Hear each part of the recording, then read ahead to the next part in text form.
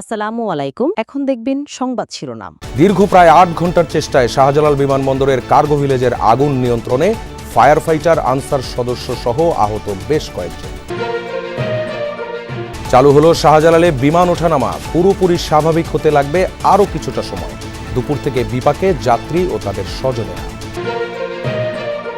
ধ্বংসাত্মক কর্মকাণ্ডের প্রমাণ পেলে কঠোর পদক্ষেপ, হুঁশিয়ারি অন্তর্বর্তী সরকারের। আগুন নেভাতে দীর্ঘসূত্রিতায় বিস্মিত ফায়ার সার্ভিসের সাবেক কর্মকর্তারা। কারণ খতিয়ে দেখতে তদন্ত কমিটি। ছোটখাটো দূরত্ব কমিয়ে নির্বাচন অর্থবহ করার আহ্বান মির্জা ফখরুলের। আইনি ভিত্তি ছাড়া জুলাই সনদ কেবলই লোক দেখানো, ব্রিফিংয়ে এনসিপি।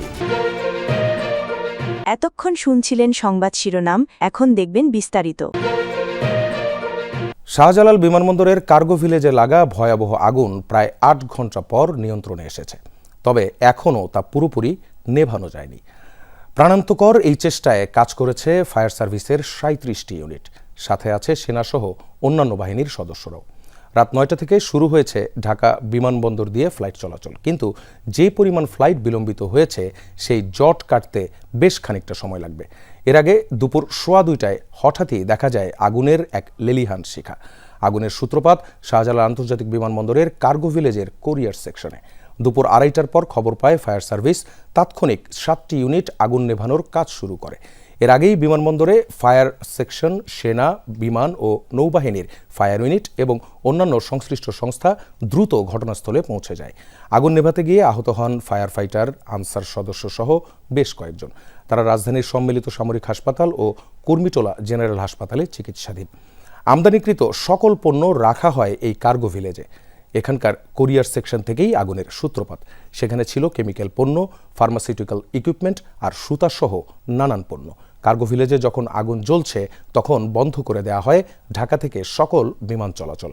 আর ঢাকামুখী ফ্লাইটগুলোকে ঘুরিয়ে চট্টগ্রাম ও সিলেটে অবতরণের নির্দেশ দেয় এয়ার ট্রাফিক কন্ট্রোল এটিসি। পরে চট্টগ্রাম ও সিলেটে অবতরণ করে ঢাকামুখী ফ্লাইটগুলো। শত কোটি টাকার মাল এখানে এই যে দেখেন, এই যে আগুন জ্বলে উঠছে, এই যে এই ধার্য পদার্থ, এগুলো কেমিক্যাল। প্রত্যেকটা কেমিক্যাল হলো মূল্যবান। এখানে স্বর্ণ আছে, এখানে ডায়মন্ড আছে, এখানে গোলা বারুদ আছে, অস্ত্র আছে, মানে আমদানিকৃত সব কিছু। DHL, FedEx, তারপরে UPS, অনেকগুলি যেগুলি ইন্টারন্যাশনাল কুরিয়ার কোম্পানি, সারা পৃথিবীর থেকে মাল সামাল আসে। ছোট ছোট পার্সেল, ওই হাফ কেজি, 1 কেজি, 10 কেজি, এই ধরনের যত স্যাম্পল থাকে, আমরা স্যাম্পল বলি এটাকে, তো সেইটা থাকে হচ্ছে এই সাইডটাতে, এই শেডটাতে লাস্টের কর্নারে, যেটা আগুন এখনও জ্বলতেছে।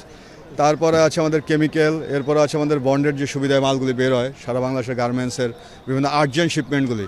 যেমন আমারই পার্সোনাল, আমার এক ফ্যাক্টরি 16 টন সুতাই আছে, তো সুতাটা শুক্রবার নেমেছে, তো সেটা টোটালটাই শেষ। উৎসুক জনতা এসে ভিড় করে এখানে উদ্ধার কাজটাকে যাতে বিঘ্ন করতে না পারে, এবং আমরা সেটাকে সুশৃঙ্খল রেখেছি।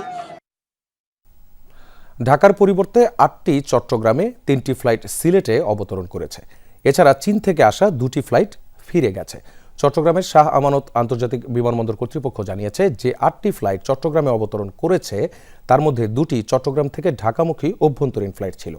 অপর 6টি ফ্লাইটের একটি ব্যাংকক থেকে, আরেকটি মধ্যপ্রাচ্য থেকে ঢাকায় অবতরণ করার কথা ছিল। বাকি 4টিও আন্তর্জাতিক ফ্লাইট।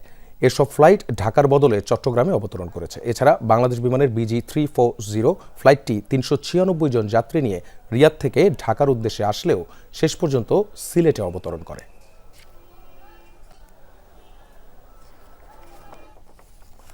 দর্শক, বিমানবন্দরে সাংবাদিকদের ব্রিফ করছেন ফায়ার সার্ভিসের মহাপরিচালক ব্রিগেডিয়ার জেনারেল মোহাম্মদ জাহেদ কামাল। আমরা সরাসরি যাচ্ছি তার ব্রিফিংয়ে।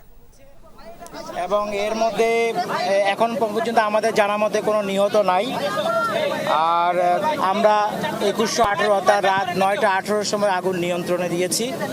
বর্তমানে আমরা নির্বাপনের কাজ করছি। আগুন আমাদের সম্পূর্ণ নিয়ন্ত্রণে আছে, আগুন আর বাড়ার কোনো সম্ভাবনা নাই। আমরা এখন শুধু নির্বাপনের কাজটা করে যাচ্ছি। আর আপনারা জানেন ইতিমধ্যে আন্তর্জাতিক এবং ডোমেস্টিক ফ্লাইট কিন্তু চালু হয়ে গিয়েছে, অলরেডি চালু হয়ে গিয়েছে। এবং আমাদের এখন পর্যন্ত আমাদের হিসাবে আমাদের 2 জন ফায়ার ফাইটার আহত হয়েছে। আমরা শুনেছি আনসারের কিছু সদস্য সম্ভবত প্রাথমিকভাবে আহত হয়ে থাকতে পারে, আমরা সংখ্যাটা এখনো কনফার্ম না। আর আমাদের যে জায়গায় আগুনের ঘটনা, এটা হচ্ছে আমদানি কার্গো যে রাখার জায়গা, আনুমানিক 400 গজ বাই 400 গজের মতো জায়গা, যেখানে খোলা জায়গায় এবং বদ্ধ জায়গায় বা বিভিন্ন স্টোরে বিভিন্ন মালামালগুলি রক্ষিত আছে এবং আমরা সেইগুলিতেই আগুন নিভানোর কাজ করেছি। আগুন নেভাতে দীর্ঘসূত্রিতায় বিস্ময় প্রকাশ করেছেন ফায়ার সার্ভিসের সাবেক মহাপরিচালকরা। পাশাপাশি স্পর্শকাতর এলাকায় আগুন নেভাতে কেন এত সময় লাগছে তা নিয়েও প্রশ্ন তুলেছেন তারা। আমি বলবো এটা একটা বড় একটা অব্যবস্থাপনা। এই অব্যবস্থাপনার কিন্তু এই গাফলতি কিন্তু আমি বলবো এর আগে ঘটেছিল, কিন্তু আগুনটা লেগেছে, তারা কিন্তু কখনো শিক্ষা নিল না আসলে, একটা বড় একটা আর আমি বলবো যে এখানে অবশ্যই এই বিভিন্ন অর্গানাইজেশন কাজ করে। অনেকে বলতে পারে যে এখানে সাপোর্টেজ হয়েছে কিনা, সাপোর্টেজ যদি হতেও পারে তাহলে তো বলবো, যদি সাপোর্টেজ যদি কেউ করেও থাকে তবে এখন তাহলে বলবো যে এখানে গোয়েন্দা গাফলতি রয়েছে। যারা গোয়েন্দা, যারা এয়ারপোর্টে বিভিন্ন সংস্থা কাজ করে, তারা কি ঠিক মতো কাজ করতে পেরেছে আসলে? যে আমাদের দুর্বলতা রয়েছে দুই ভাবে। একটা হলো যে যারা ফাইট করবে তাদের সক্ষমতার অভাব রয়েছে, আর দ্বিতীয়ত যারা ব্যবহার করবে তাদেরকে যদি আমরা সচেতন না করতে পারি, তাদেরকে বাধ্যতামূলকভাবে যে ব্যবস্থাপনা সঠিক না করা পর্যন্ত তাদেরকে ছাড় দেওয়া যাবে না। সম্প্রতি সংঘটিত একাধিক অগ্নিকাণ্ডের প্রতিটি ঘটনা নিরাপত্তা সংস্থাগুলো গভীরভাবে তদন্ত করছে। শনিবার রাতে এক বিবৃতিতে অন্তর্বর্তী সরকারের পক্ষ থেকে এমন তথ্য জানানো হয়।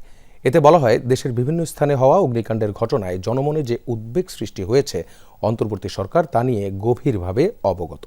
মানুষের জীবন ও সম্পদ সুরক্ষায় সর্বোচ্চ সতর্কতা অবলম্বন করা হচ্ছে। নাশকতা বা অগ্নিসংযোগের কোনো বিশ্বাসযোগ্য প্রমাণ পাওয়া গেলে সরকার তাৎক্ষণিক ও দৃঢ় পদক্ষেপ নেবে। কোনো অপরাধমূলক কর্মকাণ্ড বা উস্কানির মাধ্যমে জনজীবন ও রাজনৈতিক প্রক্রিয়াকে বিঘ্নিত করার সুযোগ দেওয়া হবে না বলেও জানানো হয়। সবশেষে ঐক্য, সংযম আর দৃঢ় সংকল্প নিয়ে গণতন্ত্রের উত্তরণের পথে যে কোনো হুমকির মোকাবেলার প্রত্যয় ব্যক্ত করা হয় বিবৃতিতে। এদিকে বিমানবন্দরের অগ্নিকাণ্ডের ঘটনা তদন্তে 7 সদস্যের কমিটি গঠন করেছে অন্তর্বর্তী সরকার। ছোটখাটো দূরত্ব ভুলে সব রাজনৈতিক দলকে ভোটে অংশ নিয়ে নির্বাচন অর্থবহ করার আহ্বান বিএনপির মহাসচিব মির্জা ফখরুল ইসলাম আলমগীরের। বলেন, রাজনৈতিক দলকে দায়িত্বশীল আচরণ করতে হবে, সব কর্মকাণ্ড সংসদমুখী করা উচিত। দুপুরে পানি ভবনে পানি উন্নয়ন বোর্ডের জাতীয়তাবাদী শ্রমিক কর্মচারী ইউনিয়নের সাধারণ সভা ও সম্মেলনে তিনি একথা বলেন। মির্জা ফখরুল বলেন, সংসদ ভবনের সামনের সংঘর্ষ অপ্রত্যাশিত, সব রাজনৈতিক দলের দায়িত্বশীল আচরণ করা উচিত। এক্ষেত্রে বলেন, ঐতিহাসিক জুলাই সনদে বেশিরভাগ রাজনৈতিক দল স্বাক্ষর করেছে, এটা অনন্য ঘটনা। এতে রাজনীতি স্বচ্ছ ও গণতন্ত্র প্রাতিষ্ঠানিকভাবে উন্নত করতে সহযোগিতা করবে। আইনি ভিত্তি না থাকলে জুলাই সনদ স্বাক্ষর কেবলই লোক দেখানো এবং জুলাইয়ের সাথে প্রতারণা, এই মন্তব্য করেছেন জাতীয় নাগরিক পার্টি এনসিপির আহ্বায়ক নাহিদ ইসলাম। বাংলা মোটরে দলের অস্থায়ী কেন্দ্রীয় কার্যালয়ে জুলাই সনদ স্বাক্ষর ইস্যুতে সংবাদ সম্মেলনে তিনি মন্তব্য করেন। নাহিদ ইসলাম বলেন, ঐকমত্য কমিশন আলোচনায় ডাকলে তাতে সাড়া দেবে এনসিপি। নোট অফ ডিসেন্টের সঙ্গে জুলাই সনদের কোনো সম্পর্ক নেই বলে মনে করেন তিনি। বলেন, সাপ্লাই হবে এনসিপির মার্কা, আর এই প্রতীক নিয়েই নির্বাচনে অংশ নেবে তার দল। এনসিপির সদস্য সচিব আখতার হোসেন বলেন, জুলাই সনদের আইনি ভিত্তি না দেয়ায় ও বাস্তবায়নের ধারণা অস্পষ্ট থাকায় অনুষ্ঠানে অংশ নেয়নি এনসিপি। জুলাই যোদ্ধাদের ওপর হামলার নিন্দা জানানোর পাশাপাশি তদন্তের দাবিও জানান আখতার হোসেন। জুলাই সনদের স্বাক্ষর কেবলই আনুষ্ঠানিকতা, এটা এর কোনো অর্থ তৈরি হবে না। ফলে আমরা এই আনুষ্ঠানিকতায় অংশ নিইনি, এবং যদি এর আইনি